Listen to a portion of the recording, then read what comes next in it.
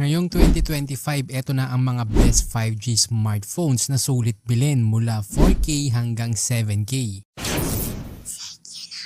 Una sa ating listahan, andyan pa din ang Itel P55 5G. Although nung 2023 pa to na-release, pero competitive pa din hanggang ngayon, lalo na kung 5G ang pag-uusapan. May 6.6-inch IPS LCD 90Hz refresh rate at 267 ppi. Naka-Dimensity 6080 on 2 to score na around 404K, 6GB RAM, 128GB storage, expandable hanggang 1TB at naka-Android 13. Naka 50 megapixel main camera, kaya mag-video recording ng 1080p at 30fps at naka 8 megapixel selfie shooter. Dagdag mo pa ang 5000 mAh battery at 18 watts charger. May SRP na 5,699 pesos. Sa ngayon naka-sale yan kaya ganyang kababa ang presyo. Ngayon kung okay lang sa'yo ang nakalock sa Smart, pwede mo din idagdag sa listahan mo ang Blade A75 5G at mas mabibili mo yan sa murang halaga na 4,990 pesos. Ngayon kung gusto mo naman maiba, andyan din ang HMD Crest 5 at sila din yung dating Nokia na brand. May 6.67-inch Full HD Plus OLED, 395 ppi